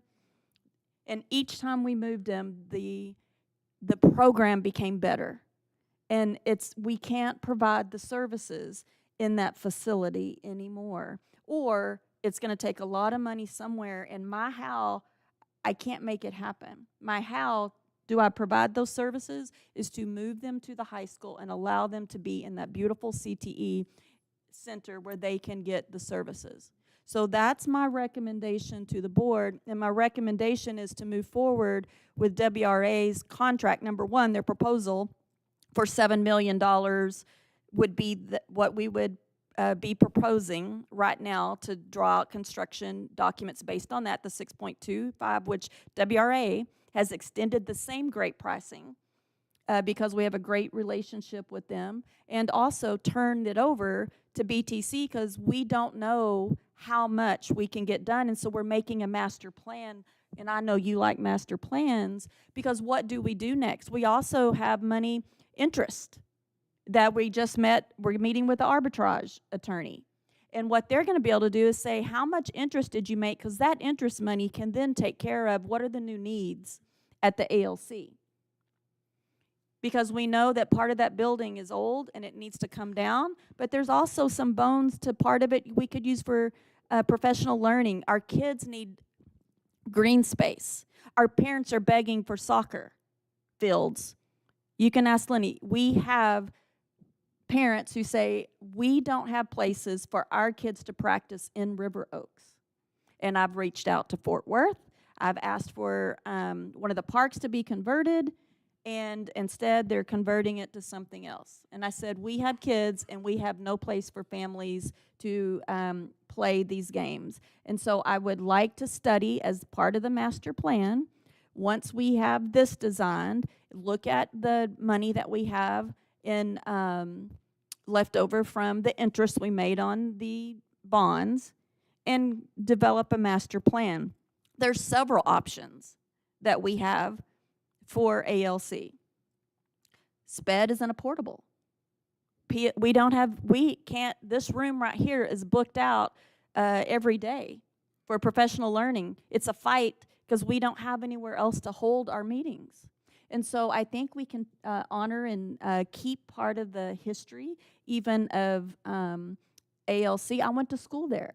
So what part could we keep and what part could we take down for students so that we can provide what our student opportunities have developed into that we should provide?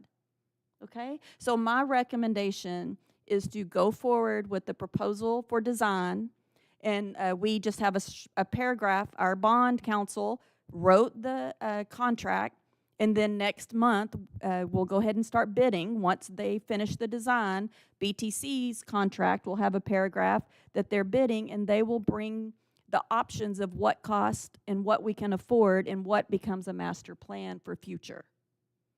And so my recommendation is we can't wait any longer, because if we wait another board meeting, BTC will be mobilizing into a different area, and they'll be on another project, and that's just going to cost you more money. So that's my recommendation, Board President.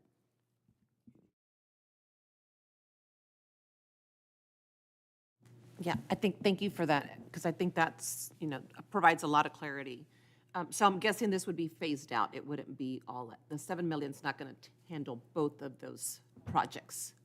Okay, so no, ma'am. So the 7 million would be at the high school. Okay. And then when we look at the amount that we have saved, we're still going to save more. So I'm using a very conservative number, but BTC can bid out, hey, this is the base.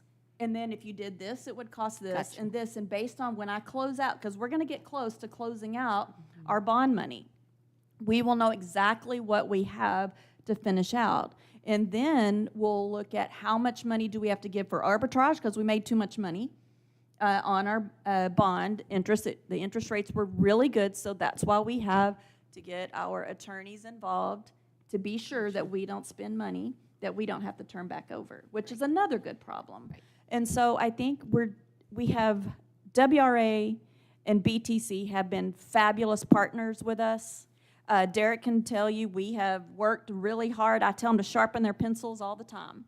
And they have turned over funds, and we have looked at ways to save money so all kids in all classrooms can benefit from what opportunities we can provide them. And I think that they go above and beyond. When I ask them, can you give us some dirt, or can you help us with the dirt over here? They're always like, how creatively can we help in all the projects?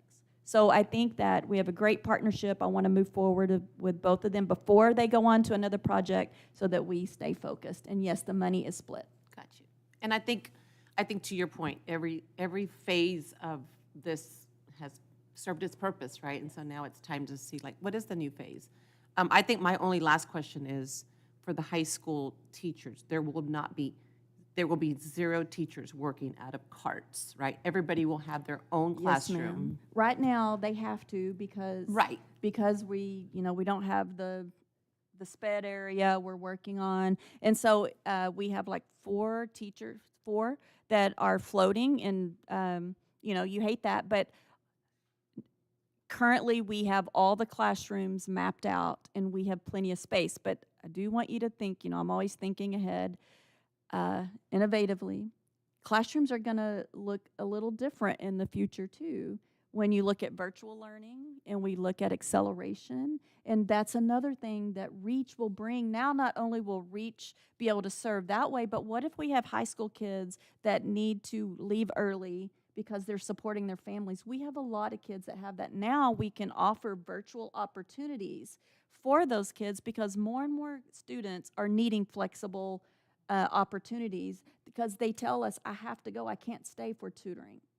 And so now what we can offer at both can benefit all kids through what we can be able to offer that's new, that would be in the space. And they're right there in the building to be able to register and then go back to regular classes when they need to. And so I think just looking down the future of what we need to provide our students, the true purpose is not the building. The true purpose is how do I give every student an opportunity to be successful when they leave Castleberry? And this is my best how. You said right now we have 4 teachers floating. Do we expect there will need to be any additional teachers floating? They're only floating because we're constructing their classrooms. And so, no, ma'am, we will not. And We will have extra, actually, we'll have extra classrooms. Yeah. Okay, yeah. Yeah. That's what I was curious. Yeah, we'll be, yes. So when we turn over and we finish all of those aspects, every teacher has a classroom plus more. Come January. Yes, ma'am.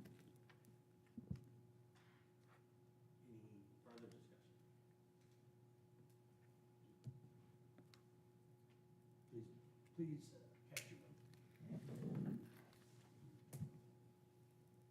Motion carries 6-1. On to 10G, consider approval of the certification of compliance. Is there a motion? Mr. President, I move to approve the certification of compliance as presented. I second.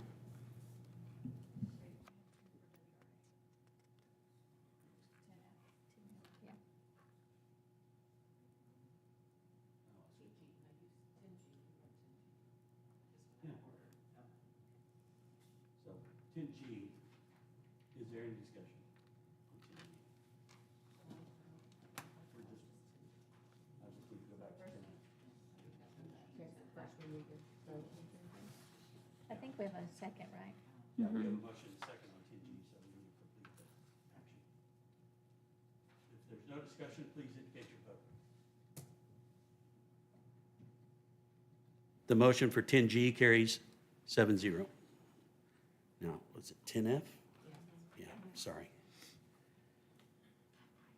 10F, consider approval of AIA-B101 contract for architectural and engineering services with WRA Architects for the Castleberry High School construction. Is there a motion? I move to approve the AIA-B101 contract addendum as presented. Second. Is there any discussion? Please indicate your vote. Motion carries 7-0. Now on to, Wait, we have someone in the audience, too. oh yeah, some guy named Derek. Well, you know what that means, Ms. Derek? That means tomorrow. Yeah, you can come on up. Yeah, uh-huh. So what are you going to do tomorrow? Turn your mic on. Yeah. Sorry, I had Uh-huh. You got. Well, good evening. Thank y'all for having us. I do appreciate the kind words and just the confidence that y'all have in WRA. And it's been a great partnership with Renee and Jacob, Lenny, Cameron. Just, you have great leadership here, a fantastic board, and we are just honored to continue the relationship. We want to be your architect for the next 20 years. And you know, there will be future phases we're talking about, and we don't take the relationship lightly. We participate in the foundation and the education foundation and things, and we've really kind of gotten to know people. I tell Renee I grew up here. So I started here in 2010. I think at Convocation, she noted she's been here for 35 years, and I think I've been here for 16 of those, and she's taught me a lot. One thing is, like, don't be on your phone in a board meeting. So if there is I think there was even a time, sorry, I'm going on a tangent here. But I'll get back to the point. I know we have a presentation, I think. And that I Angela's think, bringing out. I think that you're good. Okay. you don't wanna say- Because they approved it. I did Yeah. want to say too, Yeah. I know I'm bragging on this district, the leadership, the board, the administrators, my team as well. I want to brag on them. They're not here tonight, but they're the ones that have put everything together and make it happen every day. I know Renee and I are, talking all the time, but also Avi Patel. It's probably not my news to share, but he had a new baby boy yesterday. So next time you see Avi, give him a hug and tell him congrats or shoot him a text. And Ariel Labra has been huge in supporting Avi, Ruben Medrano, and then Monica Castillo on all the interior furniture and things like that. I feel like it's just been a fantastic ride. It's so neat. I think we've pretty much touched every single building in this district in our time, and we've enjoyed every minute. Even the baseball, softball, all of this. So it's been a joy, and we look forward to, like I said, the next 20 years, and hopefully we'll be here to support that. So And also, Dick, tell them the exciting thing that's happening when we go to conference.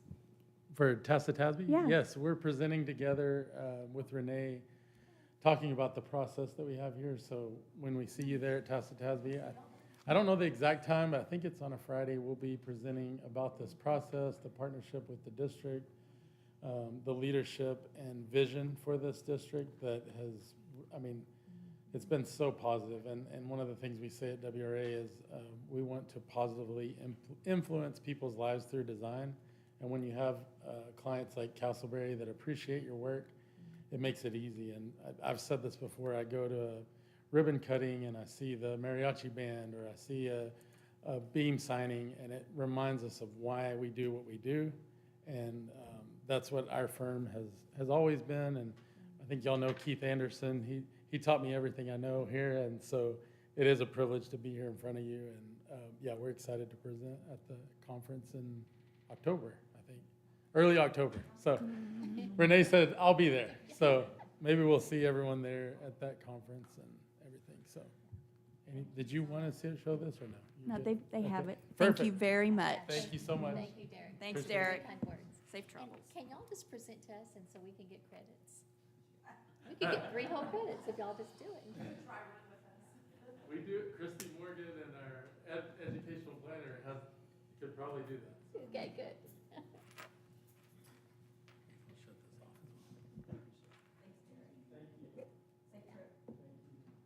Yeah, thanks for being here. Is there anything under information items you need to highlight for anybody? No, but there were some great items there for us to make sure we read.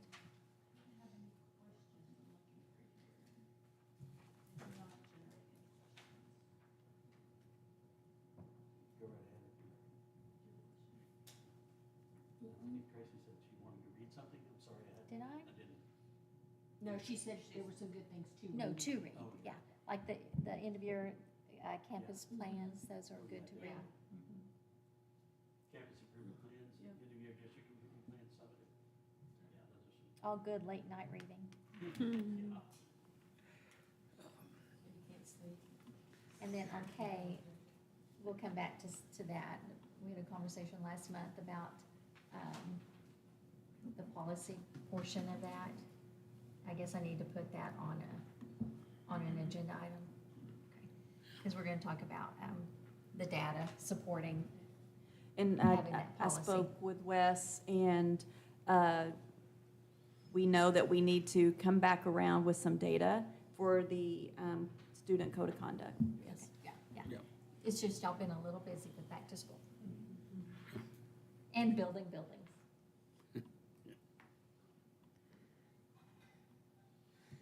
Let's see here. Anything else under 11, information items? Yeah. No?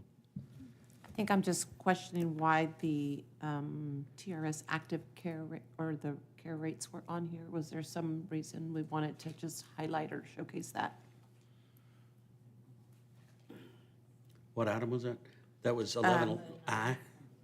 Yeah, 11I. yeah. Mr. Wooten, is there anything that you wanted to point out on the TRS active care information item? Was there a reason? No, ma'am, the rates didn't change, it's just information. Okay. only. It's ouch. It hurts your heart if you have a family and you have to get insurance. Since the TRS active care rates are an agenda item, and I've heard there's concern, how much control do we have over that? Yeah. One thing that, yes, I think, Tracy, that's what I was going to recommend is when we're looking at, this new legislative session, what are things, we know that the rates of what it costs our teachers are taking more out of their paycheck. Absolutely. And so I think that would be a great advocacy for our board to look at. And I'll be certainly happy to kind of put some together if y'all tell me what you're thinking and present that for you, because I think that goes along with pay and compensation. But, all staff members need insurance. And when you think of some of our paraprofessionals, what a big chunk. I was a paraprofessional. I know what a big chunk that was, and you have to make a decision. Do you take insurance or not? Huge pain point. So I don't think I understood. I mean, it's been a while since I was in the system, so that's definitely something I would want us to keep an eye on and see how we can support that for our teachers. I think that's great. Our staff, not just teachers, the entire staff.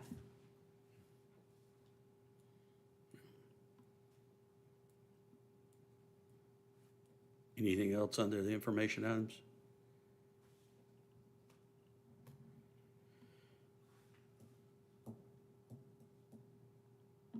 Okay, I want to move on to discussion items.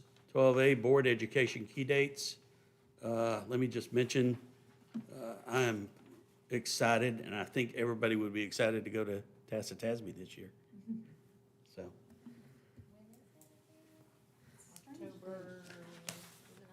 It's October. It's not on this calendar, but I just had to say it. Yeah.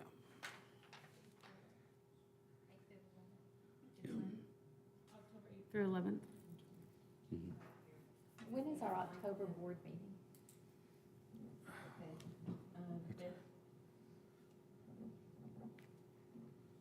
I will very likely be in the UK in October.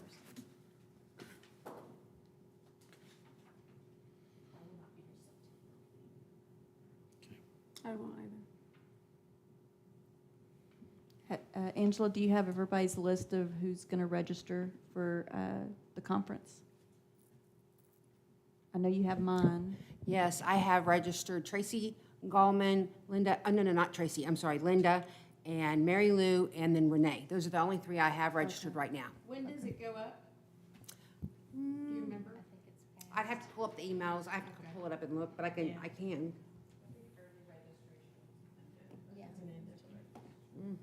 it wasn't a huge savings, it was, still, I mean, every dollar counts, don't get me wrong. Yeah. September 15th. Okay. Oh, good. Oh, nice. So by the next board meeting. Yeah. Yeah. So by the next board meeting, you need to indicate if you're going or not. Yeah. So we've got a bunch of sporting events coming up. We've got some, Varsity football starts at 28, yeah, too hot. yeah. Let's see, there's some family nights in September, homecoming parade at 6 p.m. on the 24th. Is it too early to talk about homecoming parade? It's all in calendar, and we're discussing the calendar, so, yeah, let's talk about it. How do we want to just do what we've always done and sweat it out? Which is, no, I'm not saying that as a downside. Literally I'm just sweating saying right that now. as a fat man, so, I don't know if we have time to do anything different. It's, safari. I want a cute little safari dress, though. with a line in the background. Yeah, I guess the line does work for this year, maybe one more year and then retiring.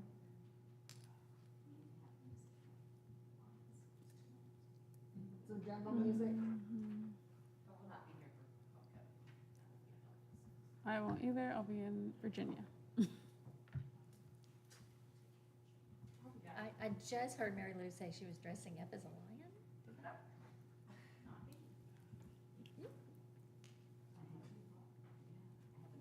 Animal print dressing. You can almost wear your same safari gear though, like if you wear the hat and the binoculars or the scarf or whatever, you can almost wear that same thing, which is some khaki shorts, t-shirt. So what is our budget for the float? You don't have any, Scrappy. right? We don't. It's a scrappy budget. We don't have a budget. To me, I hear like that, it's just like, spend all the money you want when you say that.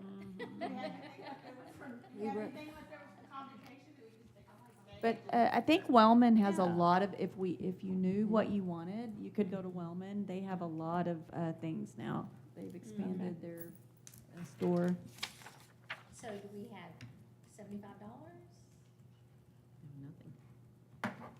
Do we have anything we can repurpose from convocation? That's a good point. Like all that stuff on the stage was all so cute, right? Yeah. I wouldn't put it on a stage unless it was fixed to something, because it's very heavy, the compass. Right, Yeah. right, but like we do have some vines and these boards, I made those, and so I can make more for various things. I have bamboo, but thank you. You know, we have our trees that we used and the little monkeys that were hanging off.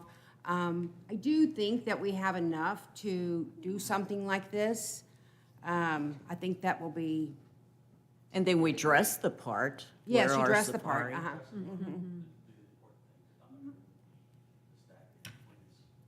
Of course, I'm at the mercy of the kids. I hope that they continue the same theme. She tries to incorporate the theme, but I think they will. I think they will. I love how we spend so much time on our float conversation. So, we're good. And it's not too early then to also think about Christmas party, because we should have done that in July probably. Oh, is it on here? I totally overlooked that. I apologize. We can move on to 12C. Nobody else has anything for me.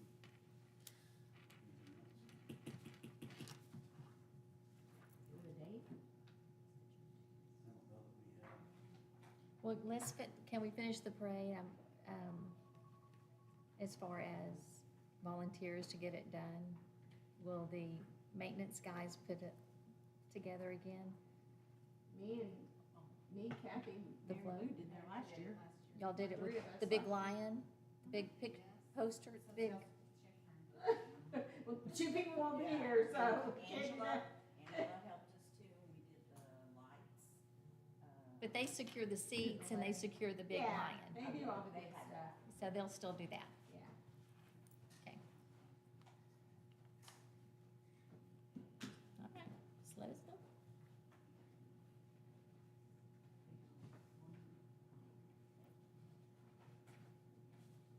Are we gonna talk about Christmas now? Moving right to Christmas. Let's go to Christmas. Coming to Christmas.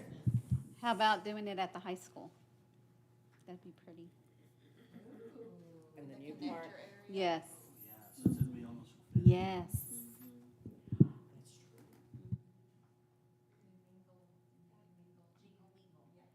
Ooh, okay, Kathy. And you can see downtown Fort Worth all lit up.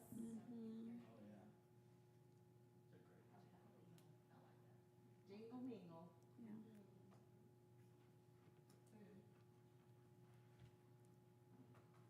Well, should we just appoint a committee to do, tonight, to do that?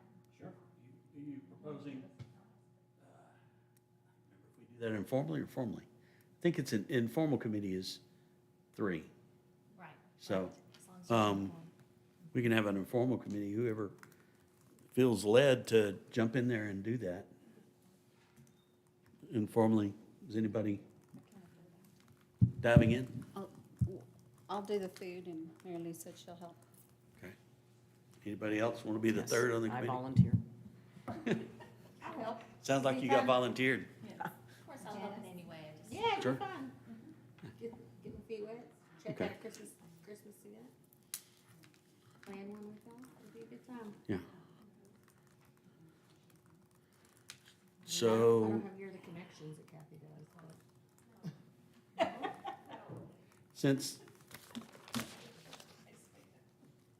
so my direction for the Christmas dinner committee is to have something for us by the October meeting.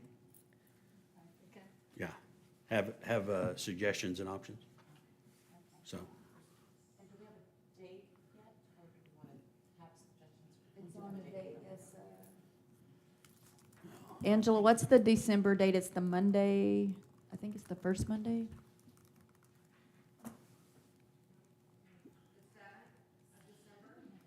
December 7th.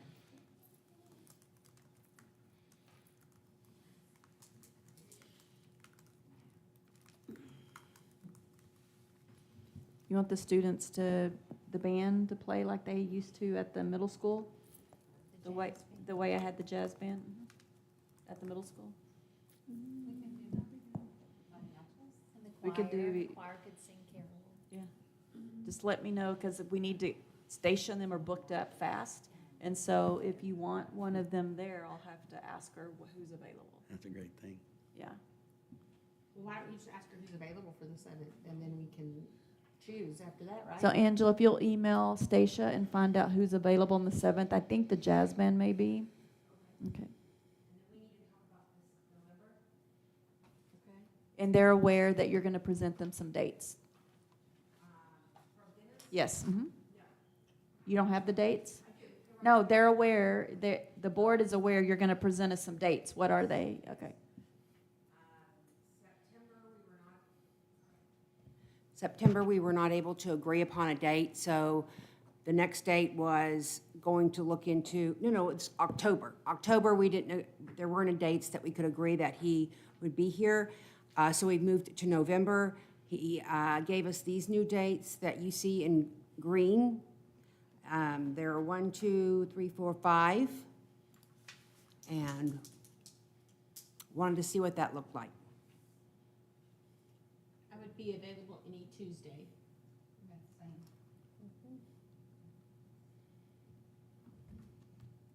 Third and 10th. I cannot commit to the 3rd, unsure on that day. 10th would be okay. 10th, Dewey? I'm good for the 10th. Dewey, you're good for the 10th?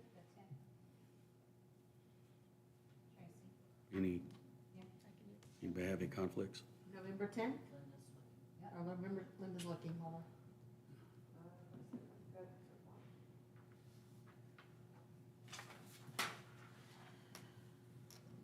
No, I'm not, okay, what about the 17th?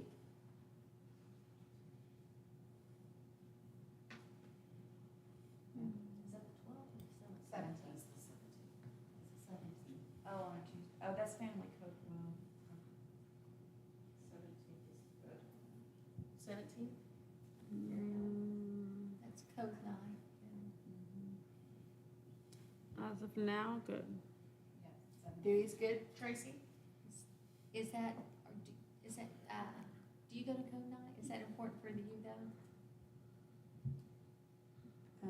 I've been to all of them, so I can probably, if everybody's available, then I can come to this.